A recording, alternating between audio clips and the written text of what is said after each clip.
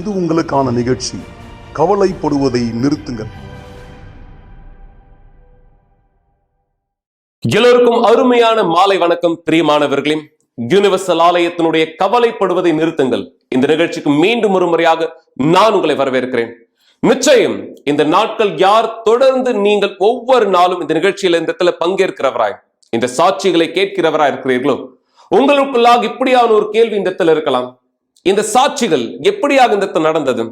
இந்த மக்களுடைய வாழ்க்கை எப்படியாக இந்த இடத்துல மாறியது? நீங்கள் தெரிந்து கொள்ளும்படியாக இவர்களுடைய வாழ்க்கை ஒரே நாள் இந்த இடத்துல மாறல. விசுவாசத்தினுடைய வழிகளை கற்றறிந்தவராய், தன்னுடைய பகுதி என்னவோ தன் பகுதியில் இந்த இடத்தில் இவர் செய்யும் பொழுது தேவன் அவர்களுக்கான பதிலை இந்த இடத்துல கொடுத்தார். இந்த மக்களுடைய சாட்சி இந்த இடத்துல பார்க்கும்பொழுது, சிலர் நீங்க இந்த இடத்துல உங்களுடைய விண்ணப்பங்களை எங்களோடு பகிர்ந்து கொள்ளும் பொழுதும், நீங்க உங்களுடைய பிரச்சனைகளை எங்களோடு குறிப்பிடும் பொழுது நீங்க சொன்னீங்க, சரியா இந்த நபரை போலதான் என்னுடைய வாழ்க்கை, இந்த நபரை போலதான் என் கணவர் குடிப்பழத்துக்கு அடிமையா இருக்காரு, என்னுடைய குடும்பம் அழிக்கப்பட்டதாக இருக்கிறது, சமாதானம் இல்லாததாய், சந்தோஷம் இல்லாததாய் என் குடும்பம் இருக்கிறது. மக்களை கவனிங்க, பிரச்சனைகள் பொதுவானது, எல்லோருக்கும் இந்த பிரச்சனைகளானது இருக்கலாம். ஆனா தீர்வுகள் யாருக்கானது? யார் உங்களுடைய மாற்றத்தை தேர்ந்தெடுக்கிறீர்களோ உங்களுக்கானது. கவனிக்கிறீங்களா இல்லைங்களா? தயவு செய்து கவனிங்க. நீங்க எந்த வேலை செய்தாலும் கவனிங்க. உங்களுடைய பிரச்சனைகளுக்கான தீர்வுகள் தேடிக்கொண்டிருக்கிறீர்கள். ஆனால் நீங்க எங்க தேடுறீங்க? உங்களுடைய வாழ்க்கைக்கான பதிலை எங்க இந்த இடத்துல கண்டடைய விரும்புறீங்க? நீங்க தொலைத்த இடத்துல தேடாத பட்சத்துல ஒருபொழுதும் கண்டறிய முடியாது. வேறு காரியங்களில் வேறு இடத்துல நீங்க தேடுவீங்கன்னா, எங்க நீங்க இழந்தீங்களோ, எங்க தொலைச்சிங்களோ அந்த இடத்துல தேடும் பொழுது மட்டுமே கிடைக்க முடியும். அப்ப அதே பிரகாரம் உங்களுடைய வாழ்க்கைக்கான மாற்றம் தேவனுடைய பீடத்திலிருந்து, தேவனுடைய வழிநடத்திலிருந்து பெற்றுக்கொள்ள முடியும். எனவே இந்த நேரம் ஒரு சாட்சியை நான் இந்த இடத்துல பகிர்ந்து கொள்வதற்கு முன்பாக உங்களுக்காக மீண்டும் ஒரு முறை உதவி செய்ய நாங்கள் தயாராக இருக்கிறோம். என்னோடு இந்த இடத்துல திருமதி ஜெயமதியும் இணைந்திருக்காங்க. நீங்க யார் உங்களுடைய வாழ்க்கையின் மீது தேவனுடைய பதிலை பார்க்க விரும்புறீங்களோ, உங்களுக்காக ஜெபிக்க, ஆலோசனை கொடுக்க, ஒருவேளை நீங்க டிவியில பார்க்கல, யூடியூப்ல பார்த்துட்டு இருக்கலாம், இல்ல பேஸ்புக்ல பார்த்துட்டு இருக்கலாம். நிச்சயம் உங்க ஒவ்வொருத்தருடைய விண்ணப்பங்களும் நாங்கள் எடுத்துக்கொள்கிறோம் இந்த எண்ணெயிலே இந்த இடத்தில் வைக்கும்படியாக. நிச்சயம் ஜெயமதி, நான் நம்புறேன் மக்கள் எல்லோருடைய விண்ணப்பத்தை இந்த இடத்துல எடுத்துட்டு இருக்கட்டும். மக்களுக்கு நீங்க என்ன சொல்ல விரும்புறீங்க? வணக்கம் பாஸ்டர். வணக்கம் மக்கள். நான் நம்புறேன் நீங்க எல்லோருமே இந்த நிகழ்ச்சியை பார்த்துட்டு இருக்கீங்க. தொடர்ந்து பாக்குறவங்களும் சரி, நீங்க யார் முதல் தடவை பாக்குறீங்களோ உங்களுக்காகவும் கீழே குறிப்பிட்ட நம்பருக்கு உங்களோட ஜெப விண்ணப்பங்களை நீங்க அனுப்பலாம். வாட்ஸ்அப்ல உங்களோட ஜெப விண்ணப்பங்களை அனுப்பலாம். நாங்க இந்த இடத்துல தயாரா இருக்கோம் உங்களுக்காக ஜெபிக்க. கூட்டத்தின் மத்தியில, கூட்டத்தின் முடிவுல பாஸ்டர் உங்களுக்காக இந்த ஜெப விண்ணப்பங்களுக்காக ஜெபிப்பாரு. அதனால உங்களோட ஜெப விண்ணப்பத்தை எங்களுக்கு அனுப்ப தயாராகுங்க கீழ்கண்ட நம்பருக்கு. சரிங்களா? நிச்சயம். நன்றி ஜெயமதி. இந்த நேரம் நீங்கள் மீண்டும் ஒரு முறை உங்களுடைய பார்வைகள் இந்த இடத்தில் திறக்கும்படியாக ஒரு தம்பதியருடைய, இளம் தம்பதியருடைய சாட்சியை நான் பகிர்ந்து கொள்ள விரும்புகிறேன். இந்த பெண் தற்கொலைக்கு இந்த இடத்தில் முயற்சித்தார். தனிமை உணர்வினாலே, இவருடைய வாழ்க்கையின் பிரச்சனைகளை சரி செய்ய வழி தெரியாத காரணத்தினாலே இந்த பெண்ணுடைய கணவராய் இன்று இருக்கக்கூடியவர் முன்பு அவருடைய வாழ்க்கையினுடைய இலக்கு, நான் ஒரு ரவுடியாக போறேன். நிச்சயம் தவறான வழிகளில், தவறான சகவாசத்தில், தவறான விருப்பத்தில் அவருடைய வாழ்க்கையை வாழ அவர் தீர்மானித்தார். ஆனா இங்கு இந்த நாள் இந்த இரண்டு நபர்களும் ஒரு சிறந்த தம்பதியராய் ஆசீர்வாதத்தை பெற்று வாழ்க்கையை வாழக்கூடியவராய் இருப்பது எப்படி சாத்தியமானது? இந்த சாட்சியை தெளிவா இந்த கவனியும். தயவு செய்து கவனிங்க. எல்லா வேலைகளையும் நிறுத்தி இந்த சாட்சியை கவனிக்க முடியுமானாலும் கவனிங்க. ஏன்னா இவங்க இளம் நபரா இந்த இடத்துல இருக்கலாம். இந்த நபர்கள் எந்த பிரச்சனையை நீங்க ஜெயித்தாங்களோ உங்களுக்கு இப்படியான பிரச்சனைகள் இருக்கலாம்.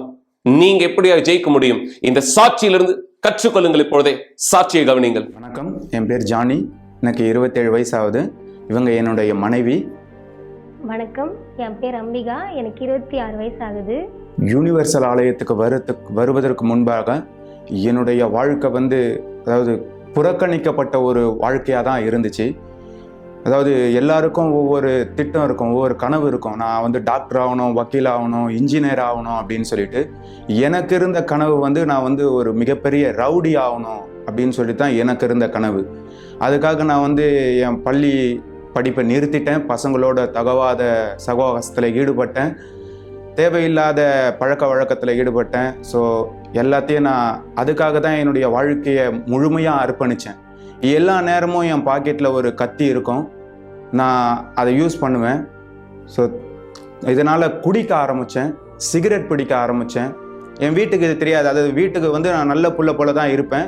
வெளியே வரும்போது தான் நான் இது எல்லாமே என் ஃப்ரெண்டுங்களோட சேர்ந்து நடப்பேன். இப்படி தான் என் வாழ்க்கை வந்து தொடர்ந்து இருந்துட்டு இருந்துச்சு.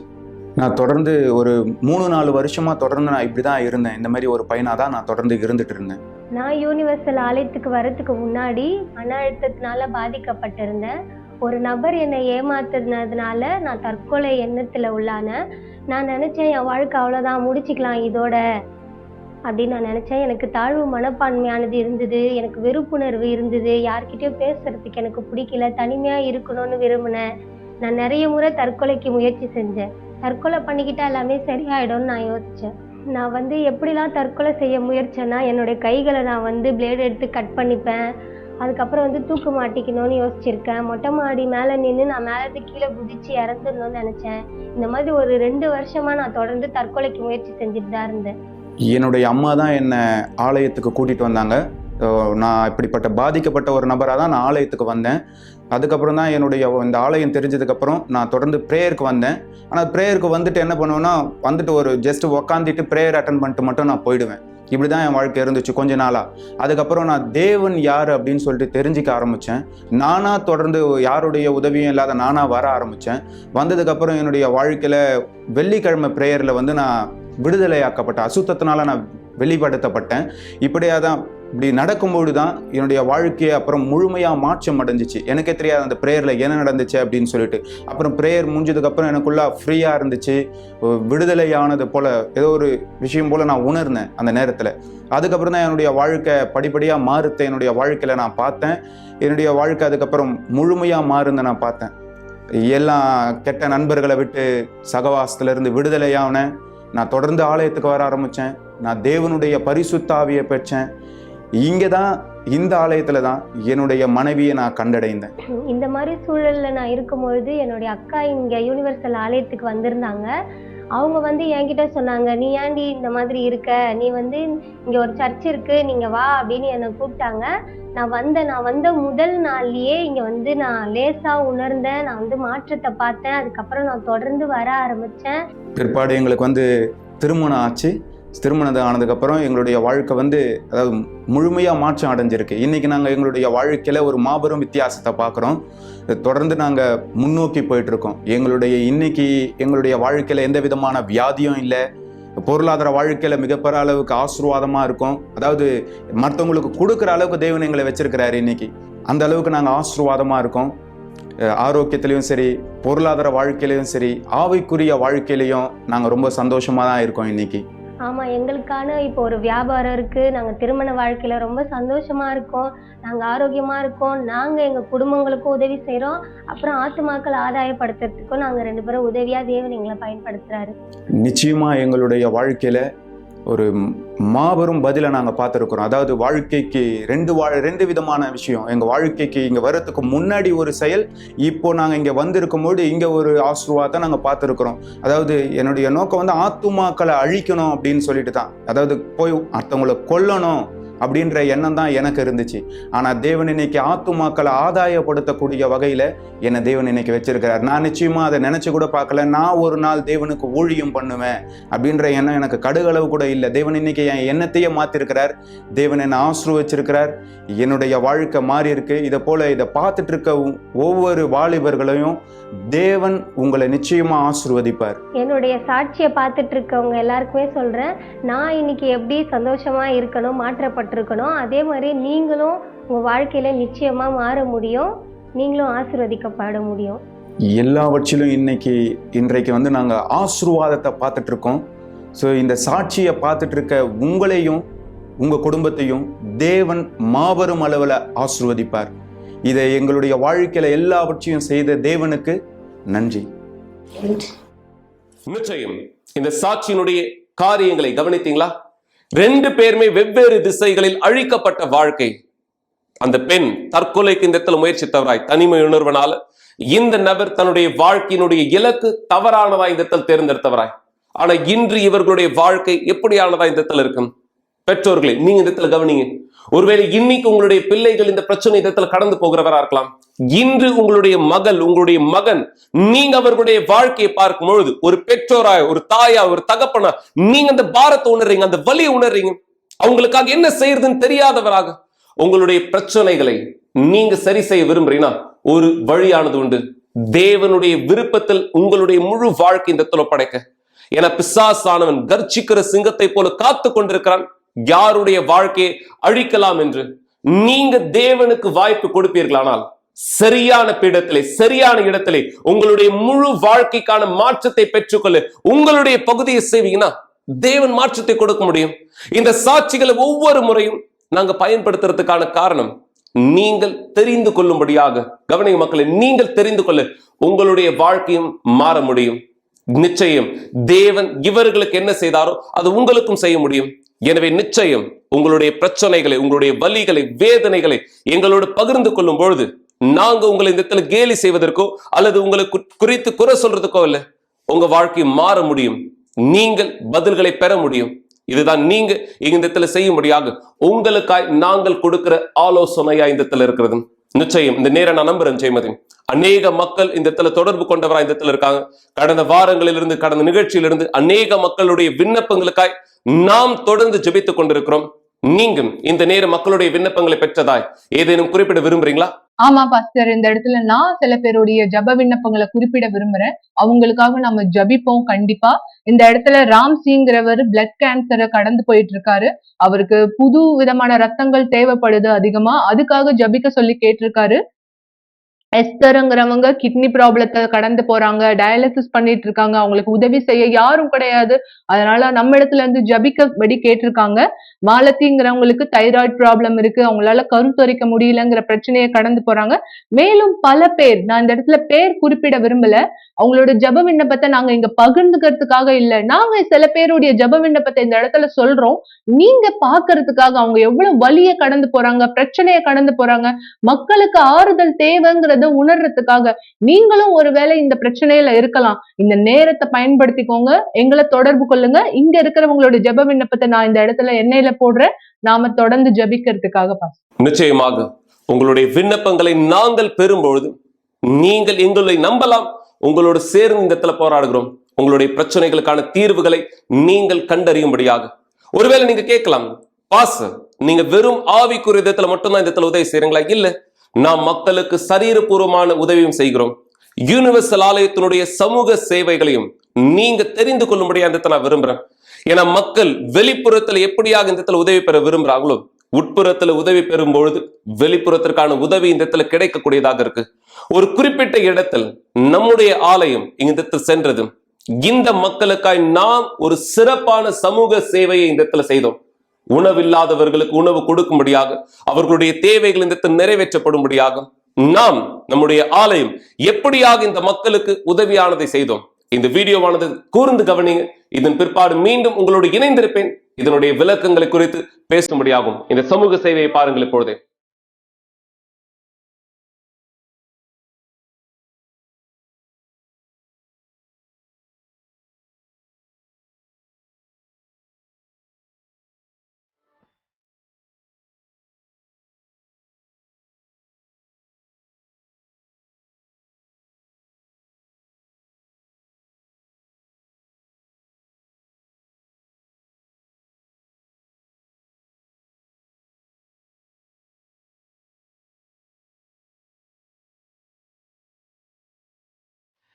You're the God of this city, you're the King of these people, you're the Lord of this nation. You're the light in this darkness, you're the hope to the hopeless, you're the peace to the restless. You are. There is no one like our God. There is no one like our God. Greater things have yet to come, and greater things are still to be done in this city.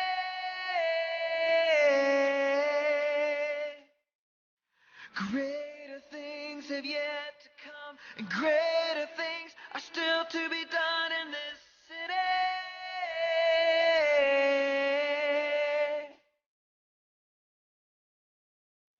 You're the God of this city.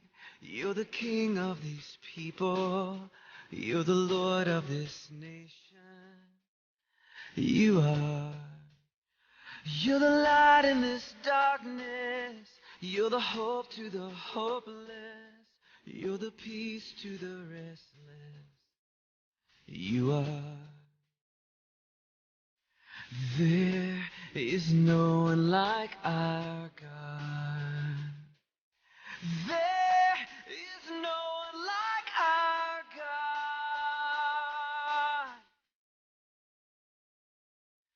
For greater things are yet to come, and greater things are still to be done in this city.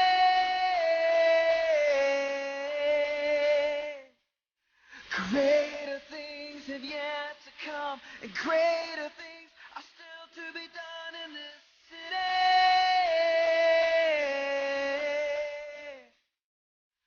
Greater things have yet to come, and greater things are still to be done here.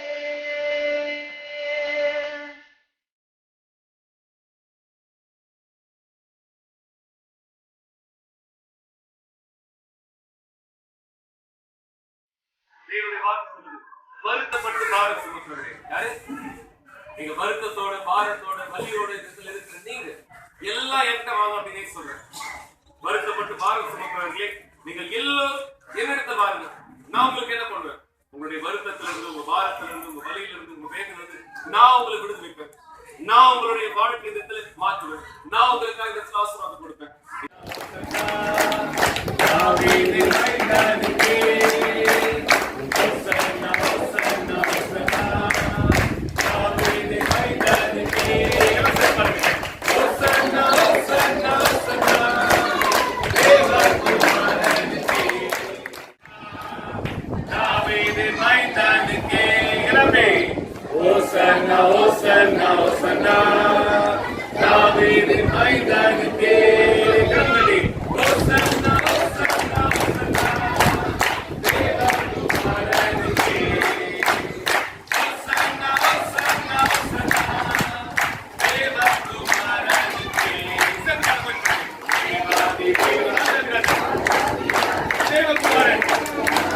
Greater things have yet to come, and greater things are still to be done in this city.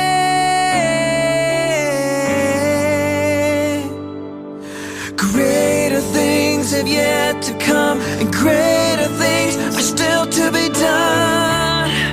We believe in you, God. Greater things have yet to come, and greater things are still to be done in this city.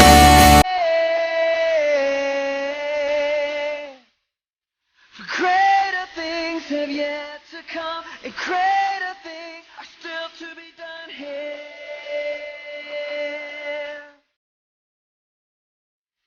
Greater things still to be done here.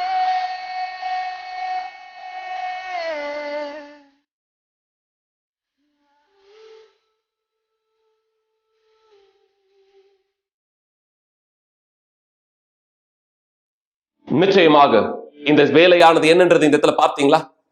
மக்கள் எவ்வளவு சந்தோஷத்தோடும் இந்த ஆகாரத்தை இந்த இடத்துல பெற்றார்கள். மக்கள் எங்களுடைய விருப்பம் நிச்சயம் இது மிகப்பெரிய உதவியானது இல்லைன்றது எங்களுக்கு தெரியும்.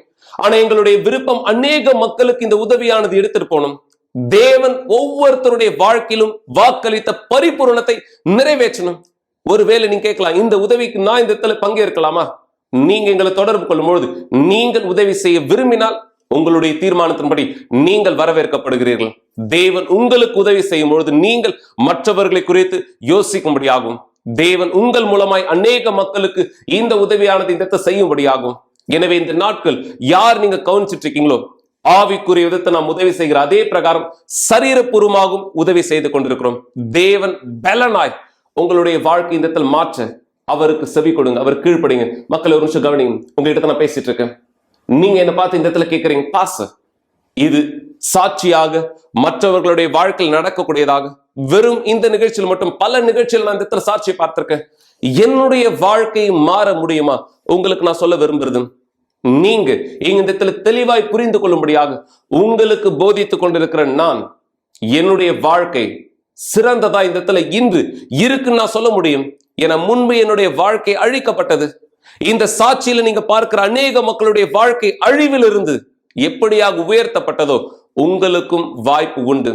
தேவன் உங்களுடைய வாழ்க்கையை மாற்ற விரும்புகிறார். எனவேதான் இந்த நிகழ்ச்சி மூலமாய் உங்களுக்கு நான் தெரிவிக்க விரும்புகிறேன், கவலைப்படுவதை நிறுத்துங்கள். கவனிங்க மக்களே, கவலைப்படுவதை நிறுத்துங்கள். நீங்க அழுவதனாலோ, நீங்க கண்ணீர் சிந்துவதனாலோ, இல்ல உங்க பிரச்சனையை மற்றவர்களிடத்தில் எடுத்துட்டு போய் சொல்றதுனாலோ உங்க வாழ்க்கை மாற போறதில்ல. விசுவாசத்தை, உங்களுடைய முழுமையான வாழ்க்கையை தேவனுக்கு ஒப்படைங்க. இந்த மக்களுடைய வாழ்க்கையின் மீது மாற்றம் எப்படி நடந்ததோ அதே போல் உங்களுடைய வாழ்க்கையிலும் மாற்றம் நடைபெற முடியும். நீங்க புரிந்து கொள்ள முடியாது. இன்னொரு சாட்சியை இந்த நேரம் நான் பகிர்ந்து கொள்ள விரும்புறேன். எதற்கு இன்னொரு சாட்சி?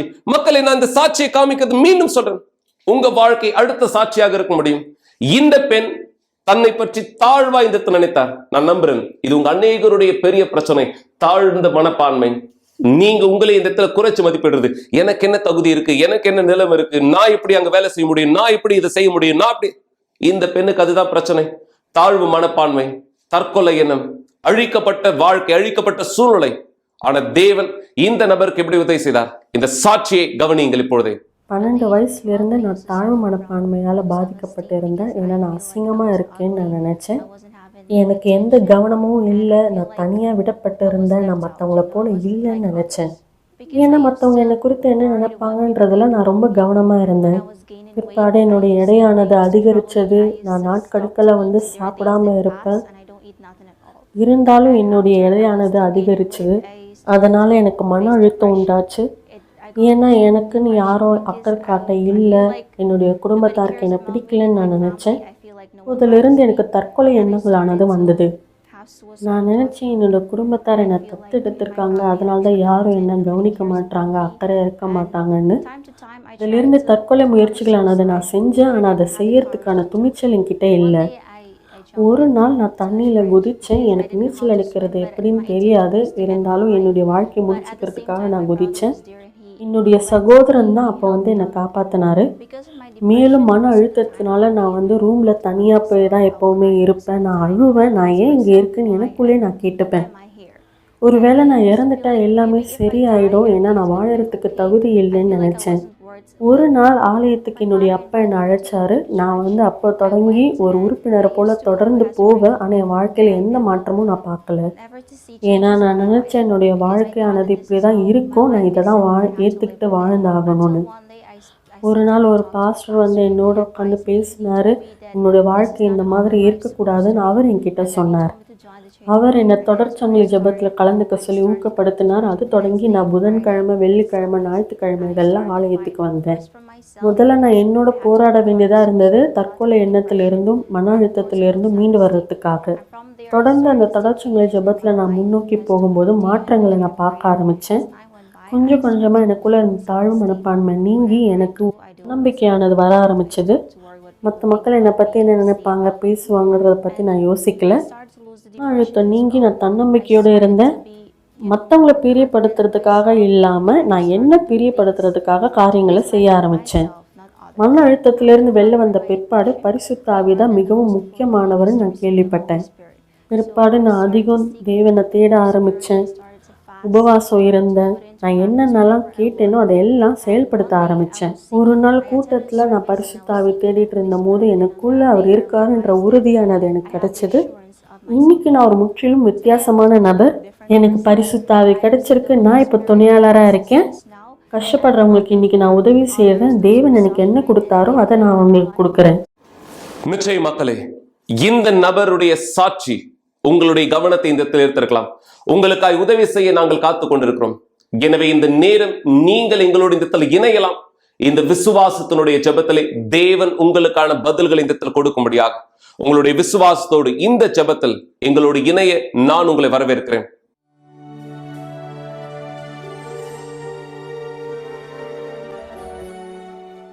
ஜெபம் தேவனுடனான நம்முடைய தொடர்பாகும்.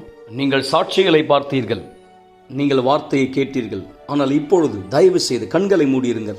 ஜெப நேரத்திற்காய் நாம் நம்மை ஆயத்தப்படுத்திக் கொள்ளலாம். எங்கள் தேவனே, எங்கள் ஆண்டவராகிய இயேசுவே, இந்த மக்கள் கடந்து போகிற வலி, வேதனை, பிரச்சனை ஒவ்வொன்றையும் நீர் பார்த்து கொண்டிருக்கிறேன். சில நேரம் இந்த மக்கள் இந்த இடத்தில் கேட்பது போல, என் வாழ்க்கை எப்பொழுது மாறும் என் தேவனே, எனக்கான பதில் எப்பொழுது இந்த இடத்தில் கிடைக்கும், என்னை காலதாமதப்படுத்த நீர் இந்த இடத்தில் அனுமதிப்பதில்லை. நிச்சயம் இவர்களுடைய பதில் இன்னும் இந்த இடத்தில் வராததற்கான காரணம், ஏற்ற நேரத்தை இவர்கள் பெற்றுக் கொள்ளும்படியாக நீர் வழிகளை ஆயத்தமாக்குகிறேன். வியாதியோடு, பலகீனங்களோடு, குடும்ப பிரச்சனைகளோடு, திருமணங்களிலே, வாழ்க்கையினுடைய பல பகுதிகளிலே சரீரத்தினுடைய உறுப்புகள் செயலிழந்ததாய் இந்த மக்கள் பல பிரச்சனையை கடந்து போகிறார். ஆனால் இந்த பிரச்சனைகள் ஒருபொழுதும் பிரச்சனை அல்ல, இவர்கள் புரிந்து கொள்வார்களானால் நீர் மகிமைப்படுத்தப்படும்படியான வாய்ப்பு இது என்பதை.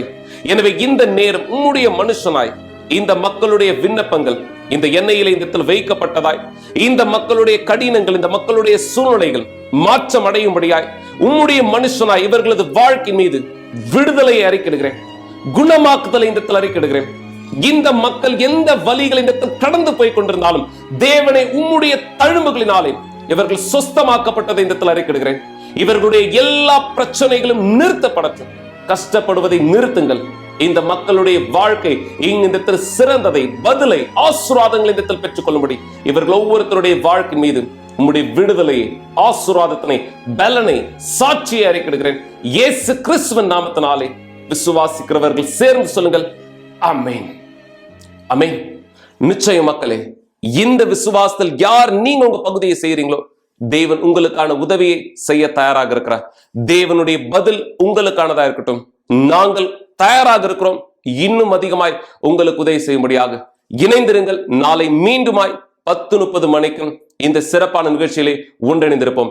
தேவன் உங்களை ஆசீர்வதிப்பாராக.